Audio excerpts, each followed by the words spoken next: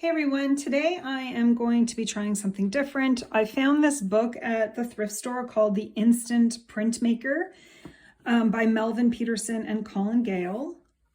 And this book has some really fun ideas for printmaking at home. I know there's a lot of different ways to do it, but this book inspired me to give it a try. And today I'm trying this vegetable print. So we are going to give that a try.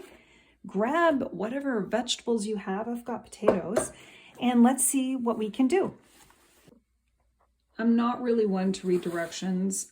I do get inspired by art books, but I usually just look at it and decide to do it my own way. So I got some potatoes and I cut them up and I tried to draw like little eyes in them. And now I'm just trying to, I've got paper towel and see, I did that one too. And I'm just going to try to dry them off a bit. I did both sides because I don't want to waste the potato. And then I did some patterns. And again, I'm just tapping it onto the paper towel to dry it off. And what I'm going to do is use a roller to roll the paint onto the potato. And then I'm going to see if I can make faces with them, really. All you really need is any kind of paint. I have acrylic paint, and then I have this sort of liquidy acrylic paint. It's called acrylic ink.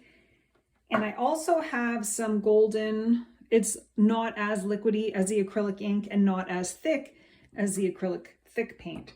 And I'm just going to play around and see what I can do. Let's see, I'm going to start with, I think what I'm actually going to do is just lay down some paint on this paper first and then do my stamps. And I think I'll do it with this acrylic ink. You can use any paper you want, but I have this old art journal that I got a long time ago, and it might be a Ranger. I think it's like a Ranger art journal. Let me see. Yeah, it's a Ranger art journal that you can get at any craft store. So what I'm going to do before I do the potato part is I want to create some kind of background. I think what I'm going to do is just take some of this ink for fun and just plop it on there. I might take a couple of different, I might take the orange ink as well. I've got orange. And this is just a fun exercise, really. I just feel like playing around, and I got the book yesterday and I thought it looked really good and interesting. And now I'm just using the sprayer to sort of create kind of a background for it. I like the way that looks. Paper towel is really handy because you pat any excess off if you're not using watercolor paper. I like the way that looks. And what I might also do is put a little bit of gesso on there. Now you don't have to do that. You can just use your potatoes and start stamping, but I just kind of want to create an interesting background before I add the potato faces to it. Now I'm just going to grab a paintbrush. And again, any old paintbrush will do. And all I'm doing is just putting it on here just to create an interesting background for the potatoes faces or whatever it is that I'm doing. Okay, so I've moved my camera closer just so you can have a better look at how this is going to work, but let me lift that up there. So what I'm going to do is take a little bit of paint, and maybe I'll start with this sort of terracotta color. And this is just acrylic paint, and I'm going to put it on there like that. I'm just painting on top of the guy or girl, whatever, this potato head. And now I'm just going to place it on there firmly and hold it down. And you can see there is a potato face there, but I need it to be a little darker so you guys can actually see it. So I'm going to use a darker color. There, I've got him painted on there. His eyes get a little bit full there. So let's see. Maybe I'll take this and sort of take some of it off. Let's see how this looks. Darn it. I'm going to fill this guy in myself. Oh, there we go. There we go, I did it. I wasn't pressing down hard enough, I think, on his overall face. Now I'm using the roller to get it on there. Let's see if this works or if I didn't add enough. I think I really need to press down on it. Okay, so this roller makes all the difference. You can see I used a paintbrush for these two and it didn't work out. But once I got some ink off that and put it on there, it worked out way better. So let me see if I could try, do I have any red left in here? I don't really want to use red. Let's see if I could try this green color. Okay, so I'm putting the sap green on with my paintbrush. It's mixing in with the blue, but that's okay. And then I think I'm going to roll it to get the excess off. And now I'm just pushing it on there. And you really have to push it on evenly so that the whole face gets on there. I like the way that looks. This is messy, so make sure you have like paper towel and you know, I have wax paper or parchment paper. And again, this is just a roller like from the paint store. Okay, just like a hardware store. So I'm taking the excess off. I'm gonna go over this one again because I didn't really like that peachy color. Let's see if this will work. Oh, that worked really well. That is so much fun. I think I like the blue the best though. Okay, I'm doing another blue one. Putting it on with the paintbrush, rolling the excess off, especially around the eyes. And then that worked really well. And instead of doing that one, I might try another one here. I've kind of got this sad looking face and I kind of want to see how that would work. And I'm holding it with my whole hand firmly so that the whole thing will come off. Oh, he looks sad.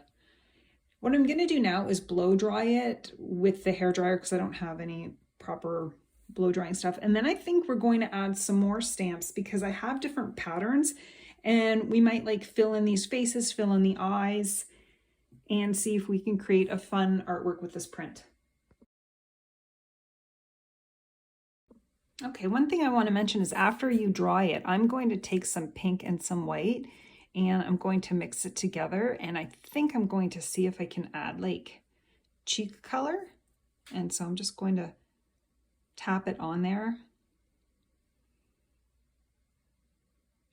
This guy's got okay, there we go. Okay, so I'm just going to take part of the potato and add a little pink and white on there and see if it adds the cheek color. I'm trying to go right over the faces that I did before. That's kind of cool. We'll see. I think I might want to add, that might be a little too much. Maybe I'll just add a little dot. Let's try with this one.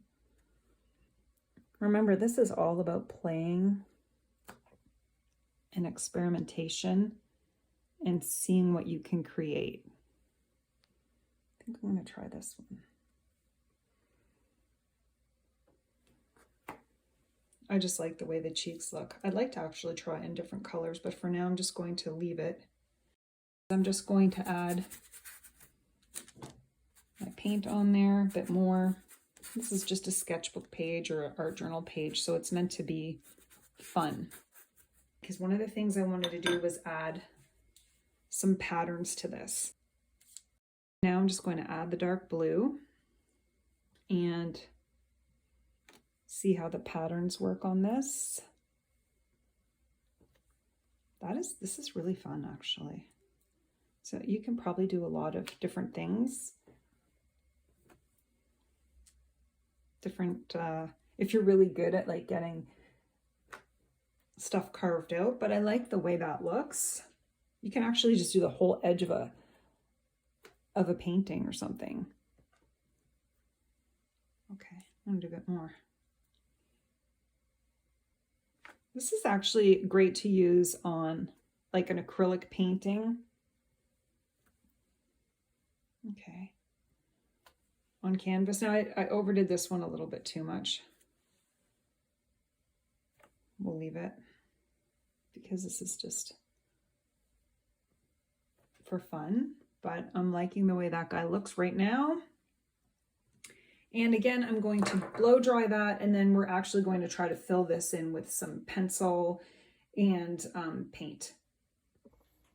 One of the reasons I picked up this book was because of the beautiful artwork inside of it that was done with printmaking. So I'm probably going to start practicing this, but I love the way this looks. These are some simple ones, but I don't want to buy anything, so I thought, you know, starting with potatoes would be a nice practice. But look how pretty that is. Just simple. This was my inspiration right here, using vegetable prints. This one was with broccoli. Again, this book is called The Instant Printmaker, Simple Printing Methods to Try at Home. And it was created, look how gorgeous this is. I think this book is from 2003. So 2003, I'm sure you can find that on Amazon or at your local thrift store or somewhere online if you're interested. So now this has dried. And what I thought I'd do is something a little bit different. I don't want to use markers. I actually want to try to keep this simple, and I don't want to get too complicated with it. So I have some Derwent Color Soft pencils. These are colored pencils. And I have some Pitt Pastel, Faber-Castell.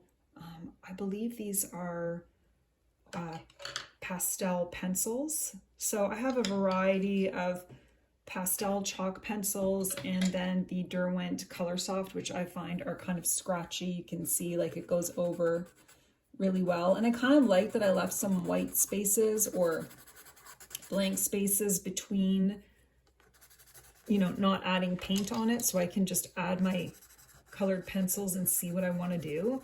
I'm not sure what I'm doing, honestly. I'm not sure what I want to do. I know I want to color these eyes in and maybe add some softness to these faces. I also have this white gel pen, and I don't know how well it's going to work.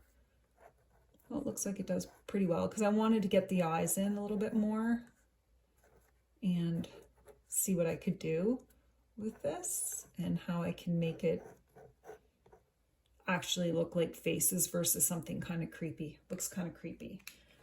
And I have a black chalk pen. I'm not sure if, let's see. Okay, it works pretty well. Hope you guys can see that. So this is a Pitt Pastel, and I'm really just trying to see what I can do. So first I'm just filling in the eyes with him. I think if I was to do this again, I don't know if I'd give the nose a spot, but overall, so far so good.